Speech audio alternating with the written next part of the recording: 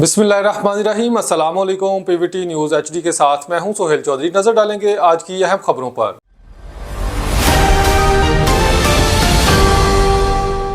रुक करते हैं जैकबाबाद का। जैकबाबाद में खानका हालिजी शरीफ के चश्मो चराग जमीयत उलमा इस्लाम सूबा सिंध के सूबाई अमीर मखदूमुल उलमा इस्लाह हज़रत मौलाना साई अब्दुल कय्यूम हालविजी ब्रूही कॉलोनी जैकबाबाद पहुँचे, जहाँ इन्होंने जमीयत उलमा इस्लाम सऊदी अरब के रहनुमा खादम ज़ईफ़ुर रहमान मौलाना ग़ुलाम रसूल मैंगल और हाजी बशीर अहमद मैंगल की मक्का मुकरमा सऊदी अरब से वापसी पर मुबारकबाद पेश की और दरीना दुआए खैर फरमाई। इस मौके पर हज़रत साईं अब्दुल कय्यूम हालिजी ने अल्लाह ताला के हजूर दुआ की कि वो मरहुमैन और हाजरीन पर अपनी ख़ास रहमत नाजिल फरमाए और इन्हें दीनों दुनिया की भलाइयाँ अता फरमाए।